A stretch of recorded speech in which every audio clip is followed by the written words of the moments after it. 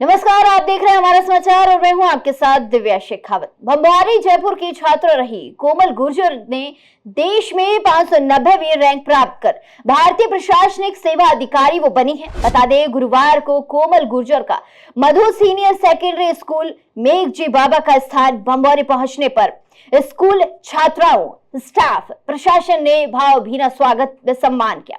आपको बता दें, स्कूल प्रशासन की ओर से संस्था संचालक संतोष कुमार शर्मा, सह संचालक संजय कुमार शर्मा, प्रधानाचार्य डॉक्टर मंजू चौधरी ने कोमल को स्मृति चिन्ह, साफा व शॉल देकर सम्मानित किया।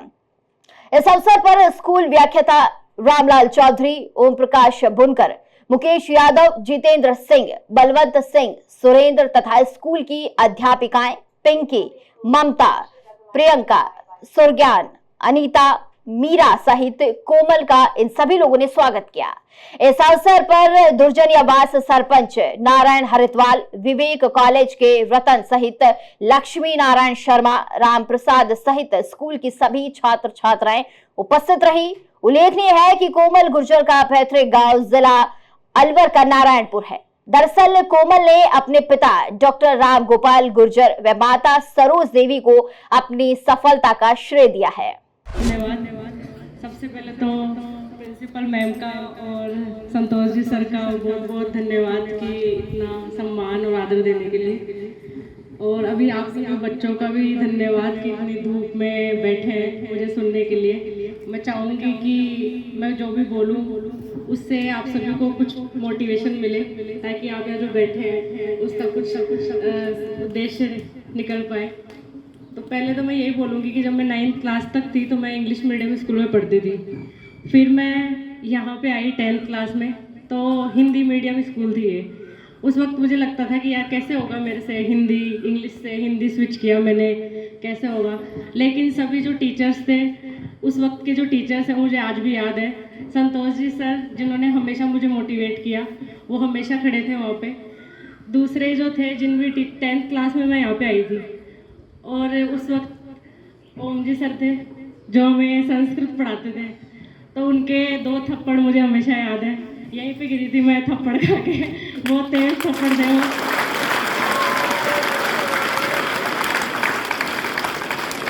पर उन थप्पड़ों की वजह से कभी मैंने ये नहीं सोचा कि ऐसे क्या सर मार रहे हैं, ये कर रहे हैं। हमेशा ये था कि आज तक मेरे यहाँ पे जो भी टीचर्स थे उन्होंने कभी मेरी तारीफ नहीं की थी, चाहे मेरे कितने ही मार्क्स आए, चाहे 10 में से 10 आए, 100 में से 100 आए, कभी किसी ने कोई तारीफ नहीं की। वो तभी की जब मैं मेरिट आई या फिर मैंने कुछ अचीवमेंट हासिल किया।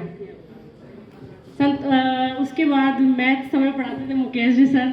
मुकेश जी सर की स्पेशलिटी है, चाहे कितने नंबर ले आओ वो कभी तारीफ नहीं करेंगे, वो करेंगे जब फाइनल रिजल्ट आ जाएगा।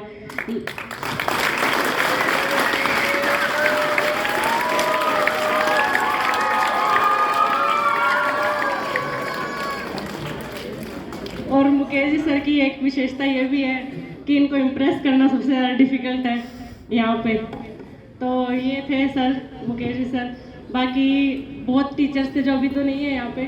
जितेंद्र जी सर थे जो हमें इंग्लिश पढ़ाते थे, और बहुत टीचर्स हैं जो अभी मेरे को यहाँ पे है नहीं, पर उनका बहुत योगदान रहा है मेरी इस जर्नी में।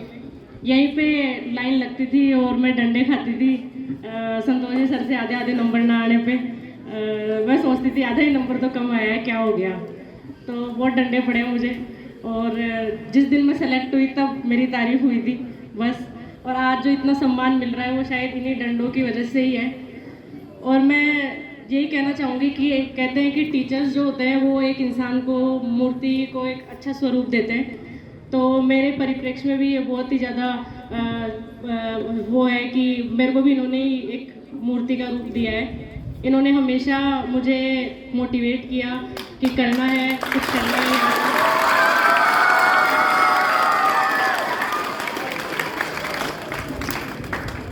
तो आपके टीचर्स हो सकता है उस वक्त आपको ये लगे कि कितना डांट रहे हैं, क्या कर रहे हैं, हमें ही क्यों डांटते रहते हैं, औरों को तो नहीं डांटते हैं। उस वक्त कुछ भी लगे, लेकिन उनकी बात माननी है, क्योंकि वो हमेशा आपके उज्जवल भविष्य की कामना करते हैं। वो चाहते हैं कि आप आगे जाएं और उनका जो ये नाम है वो रोशन करें। एक टीचर को सबसे ज़्यादा खुशी तभी होती है जब उसके स्टूडेंट्स जो है वो आगे जाते हैं। उनको सबसे ज़्यादा खुशी होती है उस वक्त। कोई डॉक्टर बनता है, कोई इंजीनियर बनता है, कोई आईएएस बनता है, तो बच्चे से ज़्यादा खुशी उनके टीचर्स को होती है। वो बोलते हैं कि ये मेरा स्टूडेंट है, मैंने इनको पढ़ाया है। तो इन्हीं सब का योगदान है।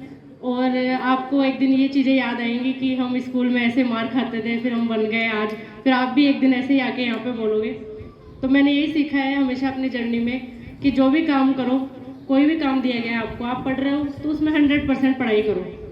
2 घंटे पढ़ना है, 2 घंटे बस पढ़ो। ब्रेक लेना है तो ब्रेक लो।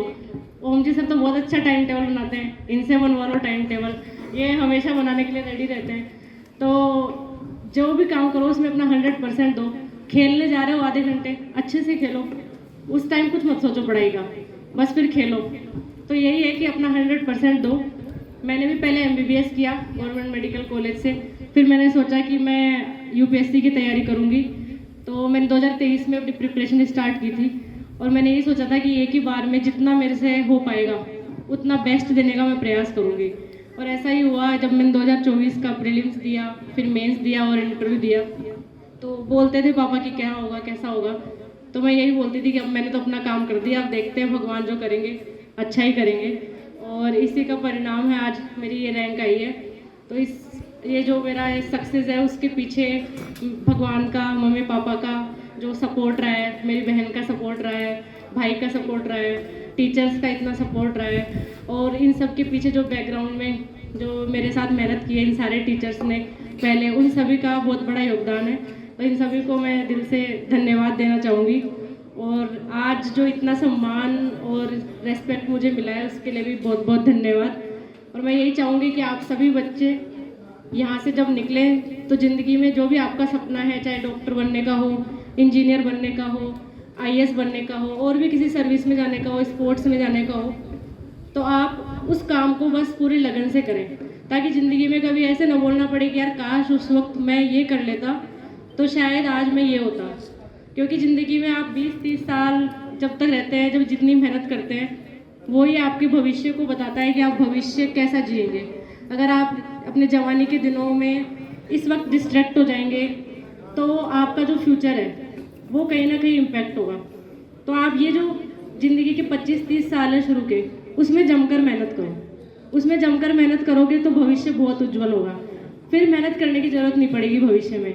लेकिन इस वक्त डिस्ट्रैक्ट हो गए तो फिर दिक्कत आएगी।